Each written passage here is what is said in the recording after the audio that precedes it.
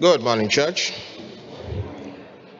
This morning, our text for the sermon we shall be listening to very shortly shall be taken from the book of Daniel, chapter 1, verses 1 through 8. In the third year of the reign of Joachim, king of Judah, Nebuchadnezzar, king of Babylon, came to Jerusalem and besieged it. And the Lord delivered Joachim, king of Judah, into his hand, along with some of the articles from the temple of God.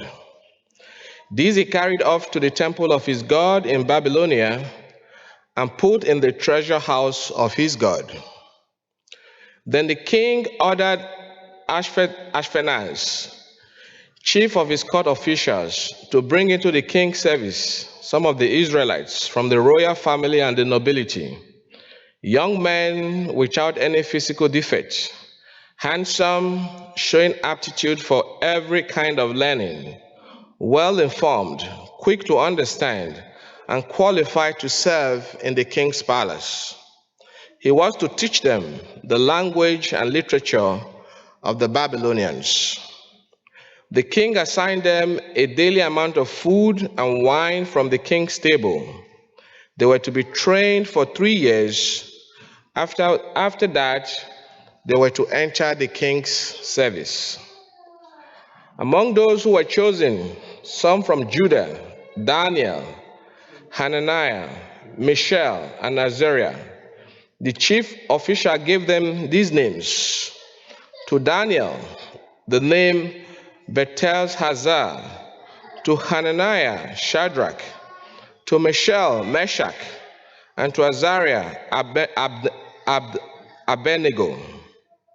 But Daniel resolved not to defile himself with the royal food and wine, and he asked the chief official for permission not to defile himself this way.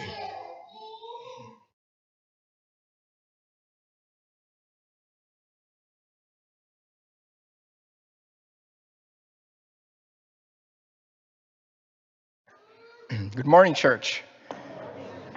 What do you think is the fastest growing religion in the Western world today? And by the Western world, I mean North America, Europe, and Australia. I'll give you a hint. It's not Judaism, it's not Islam, it's not Buddhism or Hinduism. It's not even Christianity. In fact, it's not really a religion at all. The fastest growing religion in the Western world today is no religion. The people in this group are the ones who, when asked, "What's your religion?" they say, "None."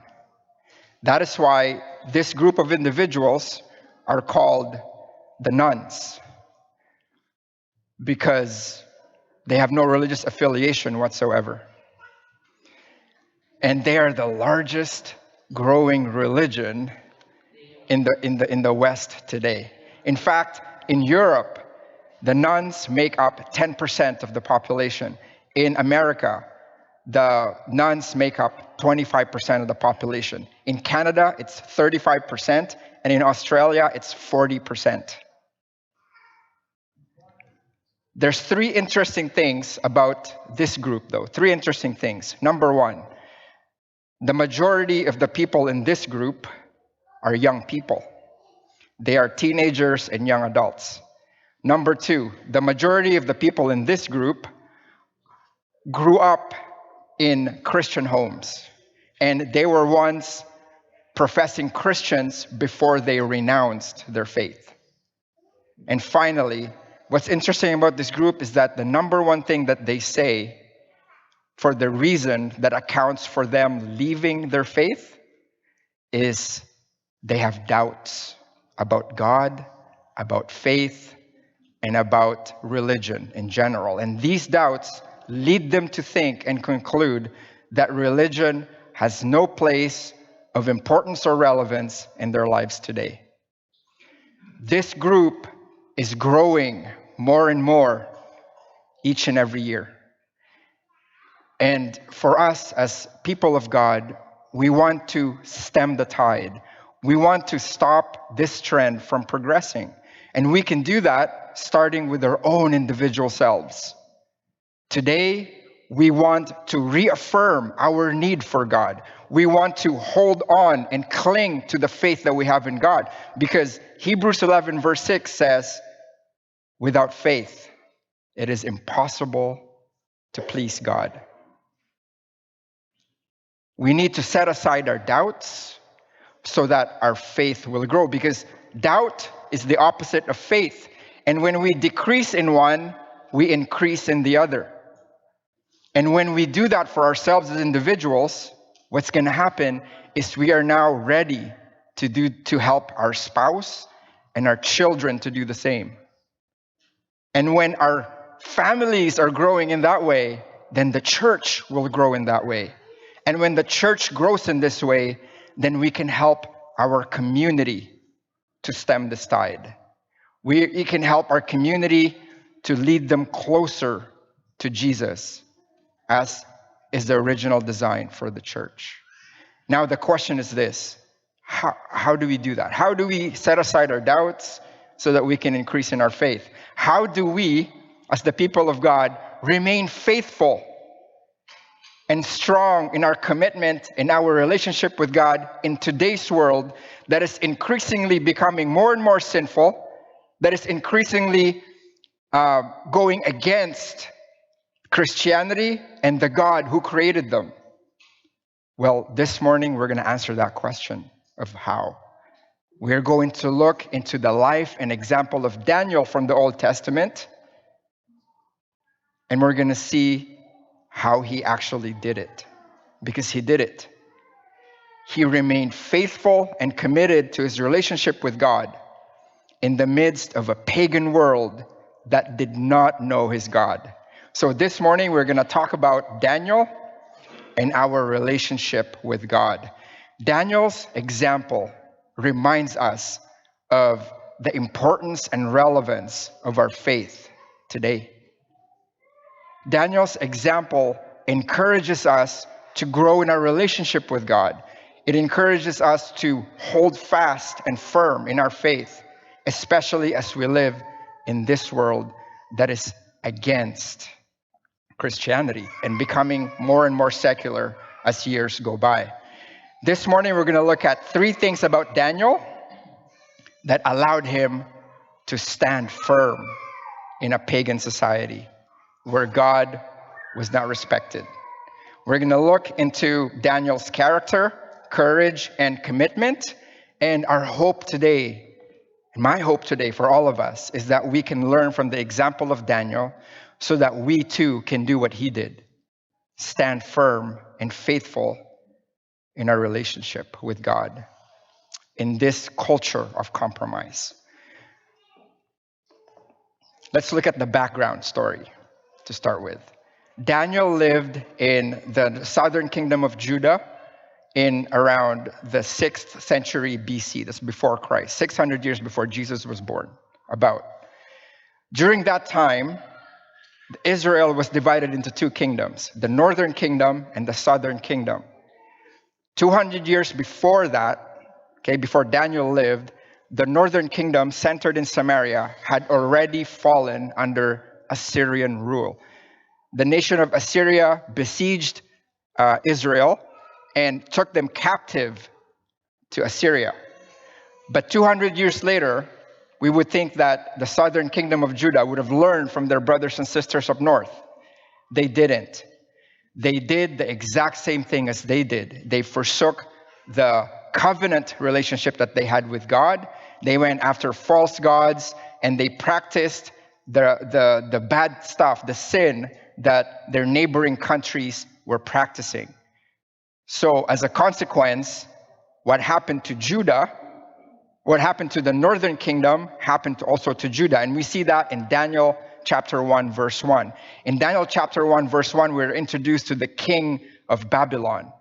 Because back then, 200 years after the Assyrians, the Babylonians took over the Assyrians. Now they're the superpower. And now they attack Jerusalem, the kingdom of Judea, right? The kingdom of Judah.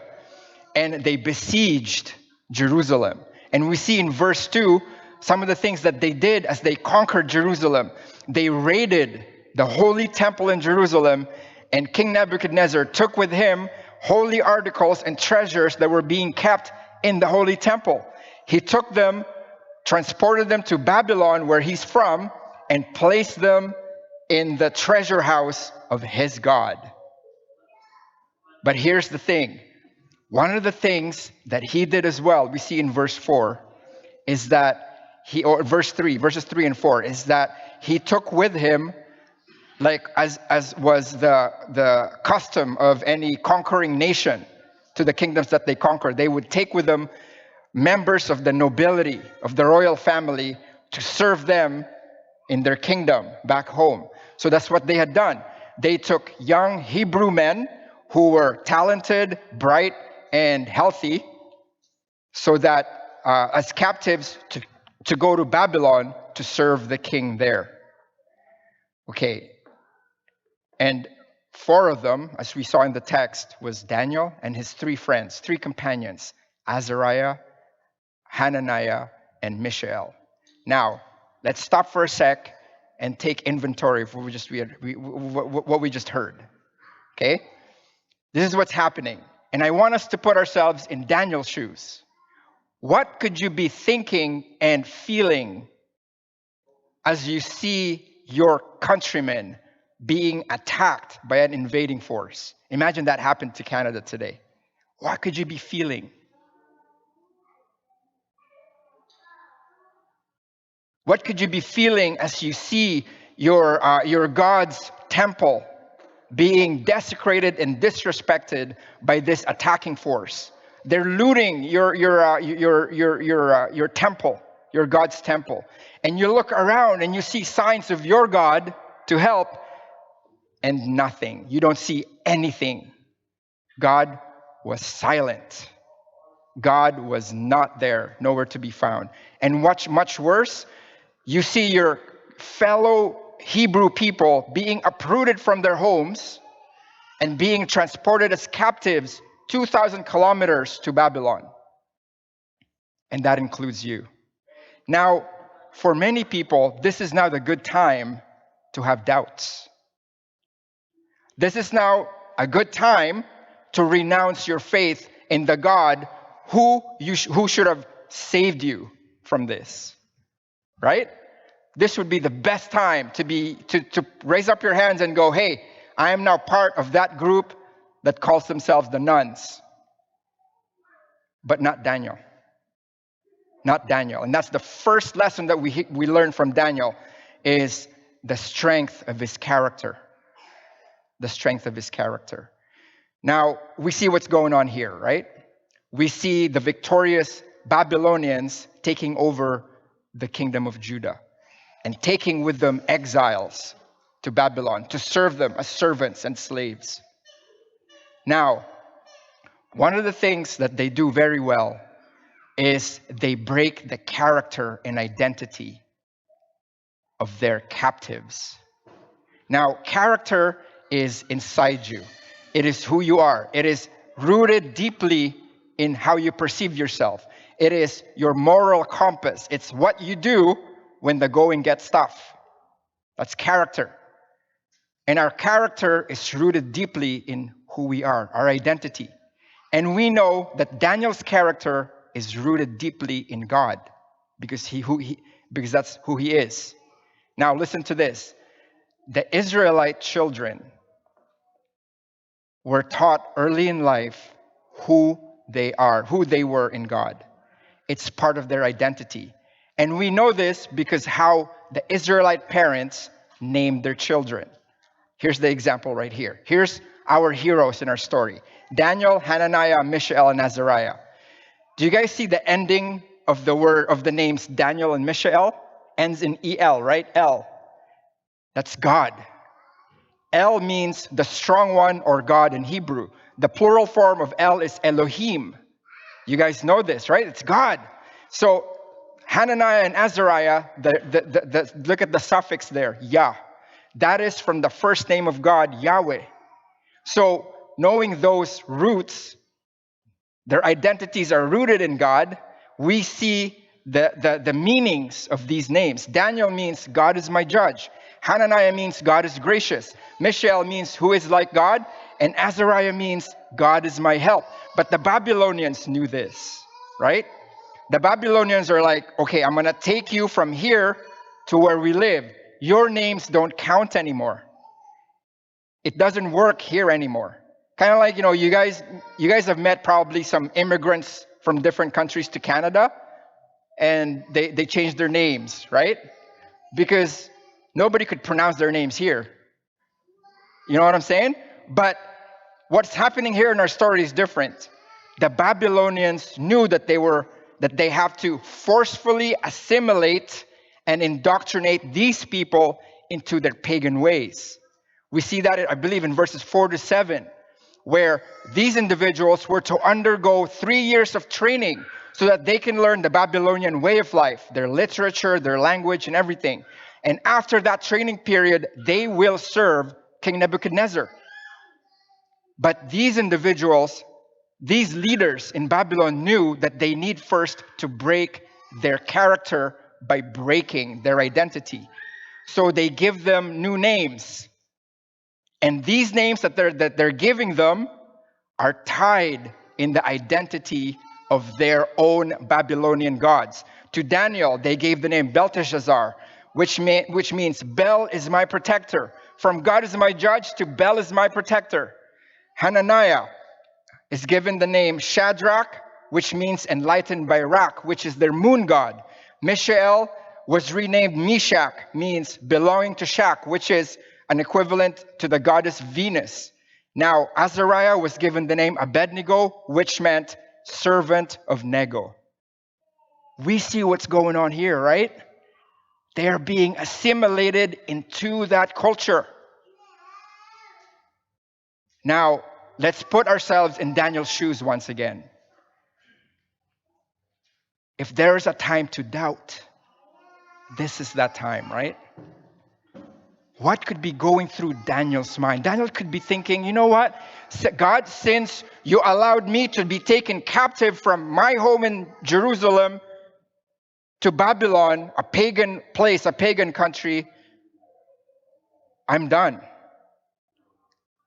I am now given this new name. Your temple is nowhere here in sight.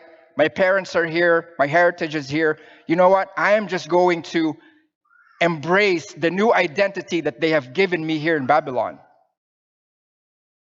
Maybe he could be thinking, you know what? Since their gods are stronger than my gods, I know this because they came into Judah and they ransacked the temple, and now the things that are inside my temple in Jerusalem are now inside their temple here in Babylon. So it means that God is not the strong and powerful God that I thought he was.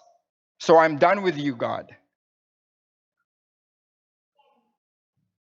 But Daniel did not do that. He remained strong. You know why? Because his identity was tied strongly to his God. And that is the first lesson that we want to learn from Daniel. Is we want to tie our identity not on things, not on other people, not on our job, not on our nationality, not on the things that we have, not on our knowledge and achievements, but directly to God. Because when we do, this is what's going to happen. Psalm 52, verse 22 will happen. We will cast our burdens upon the Lord. When we doubt, when we fear, we're going to go to him in prayer. And you know what's going to happen? God will sustain us, and he will never allow the righteous to be shaken, to doubt, to question in a negative way our faith in God. Now, the second thing that we can learn from Daniel is the strength of his courage. Back then, part of the way that the Babylonians assimilated their captives into their culture was to give them the food that they ate. Okay, we see that in our scripture reading today. It's interesting because these individuals were being given the king's food. It's like, they were going to eat at the king's table. It's like a big buffet, but it's going to have like really, really good, high quality food because it's the best food in the land. But Daniel won't have any of it. In Daniel chapter 1, I believe it's in verse 8, Daniel resolved not to defile himself with the royal food and wine, and he asked the chief official for permission not to defile himself this way. We can think of at least two reasons why Daniel did not want to eat the food that was offered to them in Babylon, and two reasons why it would make him impure. And we know that this is for spiritual reasons because of that word defile. That word is to make impure because of spiritual and religious reasons, not health reasons. We know that. We know at least two reasons why that is. Number one, the food that was given to them was from unclean animals. It's not kosher, to say in our lingo today. It's not kosher. Okay? It's probably pork, perhaps horse meat, because back in those days, scholars agree that that's one of the meats that was eaten in Babylon during that time. But those are unclean animals, and the Jewish people were not allowed to eat them. Maybe shellfish. Maybe they have a lot of, maybe they serve lobster and crab and shrimp. We love those. Those are good things. And when Daniel looked at the buffet table, he said, no, not going to happen. Not going to eat it. Number two, perhaps these foods, before being served for eating, were also first sacrificed to idols. And that makes this food unclean for Jewish consumption. So because of those two reasons, Daniel resolved not to defile himself with the royal food and wine. But here's what he did. First, he resolved not to do it. Courage starts right here and right here. When we affirm within our hearts what we are going to believe, who we are going to be. We are going to be convinced of our convictions that they are what God wants us to do. He resolved to do that. And then after that, he asked for permission to do it. You see, he respectfully did that. He was not combative. He was not rebellious.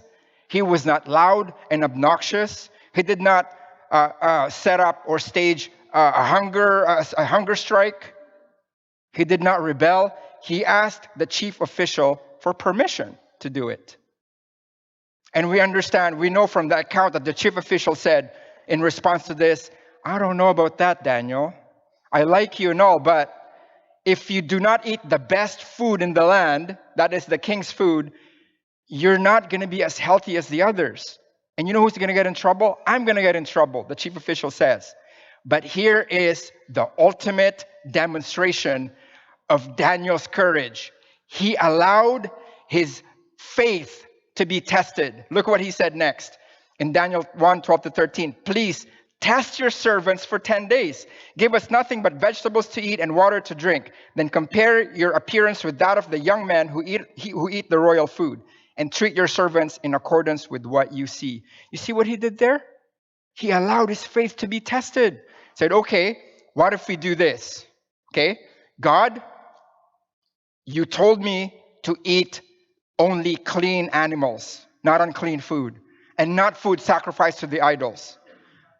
I will not eat from the king's table, and God, you deal with the consequences, not me.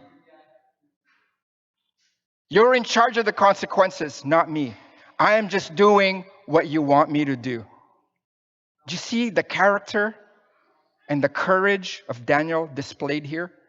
He says, chief official, you decide. After 10 days, if we're not as good as we said we were going to be, you decide. He left it all to God. And that is what we need to do. The question is here, when was the last time were we tested in our faith? Well, you know what? Let me reframe that. When was the last time did you allow yourselves to be tested? Because we are always being tested. The choice is ours to be tested many times. A lot of times we put our hands up in the air and said, I'm not having any of this. And you know when that happens? When we say, no, this is too hard, not going to deal with this, we don't grow. We don't grow. Daniel grew in his relationship with God and his faith because he said, I am going to put my faith to the test. I will do what God told me to do. And in so doing, his trust in God grew even stronger. We need to keep in mind what James tells us in James 1:2-4. Consider it pure joy, my brothers and sisters, whenever you face trials of many kinds, because you know that the testing of your faith produces perseverance. Let perseverance finish its work so that you may be mature and complete, not lacking anything. When bad things happen in our lives, what is our first thought? It's bad.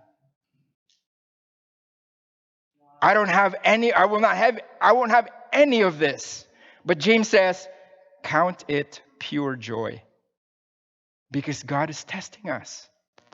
Because the testing of our faith produces perseverance. In other translations, endurance, long suffering.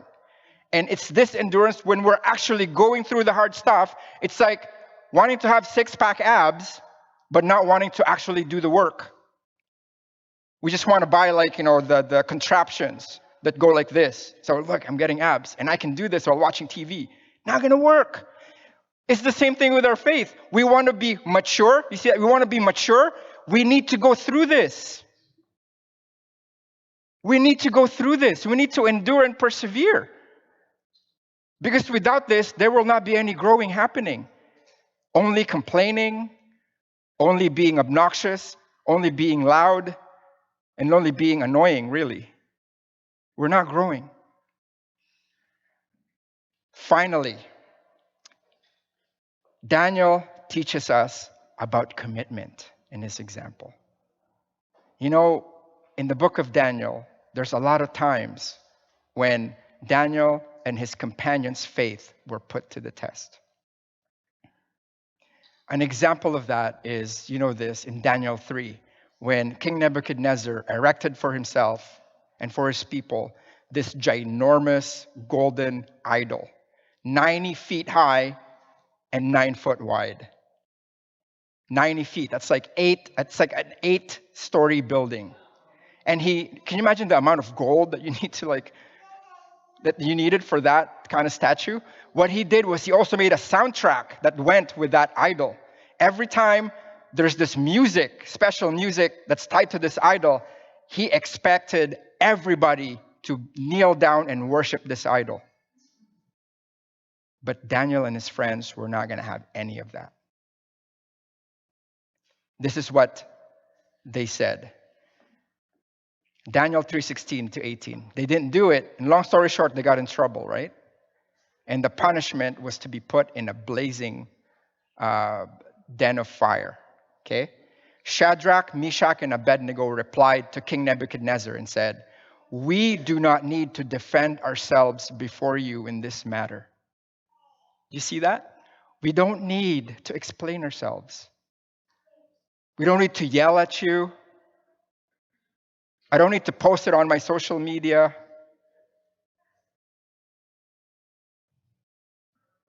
Let me just go through the consequences because I know that my God is going to save me from it anyway. It says that if we are thrown into the blazing furnace, the God we serve is able to deliver us from it, and he will deliver us from your majesty's hand. But look at this. Even if he does not, look at that. Even if I die, even if we die in that blazing furnace, we want you to know that we have made up our minds. Our character and identity are safe in God. And he gives us the courage to go through with it. We will not serve your gods or worship the image of gold you have set up. What is making you doubt today? Is it a difficult situation in your life? Perhaps an unfair situation at work? Or when you look around, you don't understand the things that are going on because of relationship problems that you have. Maybe there's something unfair going on at work, like I said earlier, or around you. You look at the government, you look at society, and things are just gone down the drains. What is your first reaction? To fight? to complain, to put our hands up in there and say, I'm not going through this. Look at what Daniel and his companions did. We're going to go through with this. It's your call, King Nebuchadnezzar. But as for me and my God, we have this relationship. He will save me, or he will not save me, but we will go through this. I will die serving my God, not your God. Now, finally, Daniel lived a very long age in a foreign land. He served under 4 kings, under 2 empires, the Babylonian and the Persian empires. Belteshazzar came after Nebuchadnezzar, and then Darius, and then Cyrus after that. But under King Darius, Daniel went up the ranks. He was one of the 3 people, 3 administrators that were second only to the king. But people didn't like that. The politicians didn't like that. They were jealous of Daniel. But they couldn't find any fault in Daniel to bring him a few pegs down. So they had to make one up. So these guys went to the king and said, King Darius, you're an amazing guy. Like, they appealed to his pride and ego. Make an edict that within the next 30 days, if somebody is caught praying, not to you, but to other things or to other people, they should die in the den of lions. And Darius said, okay, let's do that. Daniel heard this, right? And this is what Daniel did. When Daniel learned that the decree had been published, he went home to his upstairs room where the windows opened toward Jerusalem. 3 times a day he got down on his knees and prayed, giving thanks to his God, just as he had done before. He continued to worship his God, regardless of whether the government of the day contradicted what he was about to do. But he was ready to suffer the consequences peacefully. He was going to go through with it. We see what happened to him, right? He was put in the den of lions. To us today, we are going to get persecuted. We know this beyond the shadow of a doubt because Jesus told us that. John 15, verse 20, he says, a servant is not greater than his master. If they persecuted me, they will persecute you also. It's like we look around the world and say, why is this world going in what is the term? Handbasket something. I don't know the term. I'm an immigrant, so it's okay. It's going down the drains. It's like we're surprised. I don't know why we're surprised. We shouldn't be, because that's what happens when you don't have God in your life, is you go down that drain. And we know this as Christians. Jesus, in another portion of Scripture, in Matthew 5:11-12, Sermon on the Mount, he said, blessed are you when people insult you, persecute you, and falsely say all kinds of evil against you because of me. Rejoice and be glad, because great is your reward in heaven, for in the same way they persecuted the prophets who were before you. It's going to happen. There's no 2 ways about it. The thing is, I appreciate these organizations that protect the rights of Christians. I really do. But I'm afraid that when we rely so much on that, we are going to make ourselves just another interest group. And then we're going to become entitled. And then we're going to cry foul when people don't like Christianity. God told us that people are not going to like Christianity. And that he said, stand firm. Go through with it like the early church did. In the early church, in the first perhaps 500 years, maybe not, maybe the first 300 years after Jesus died, you know how many protests happened that were staged by Christians against the government? 0. None. They were actually wanting to be martyred for God because of this. They rejoiced at that. That was like their medal, their crown. And remember what Peter tells us, dear friends, do not be surprised at the fiery ordeal. Fiery ordeal because at that time, Christians were being burnt at the stake. That has come on you and test you. as though something strange were happening to you. It's not strange for them because it was to be expected. It's the same thing for us today. Bad things are going to happen in our lives today. We are going to be misrepresented by the society that we live in. But regardless, let us take courage from the example of Daniel and imitate his character, his courage, and his commitment, because God is faithful. He's going to deliver us like he delivered Daniel and his friends from exile. When they said, I'm not going to have your food, I'm not going to worship your idols, God blessed them with health, with wisdom, and they took them away unscathed from the lion's den and from the fiery furnace. Now let's stand and sing our song of encouragement this morning. And remember that Jesus is our living hope. Let's stand and sing.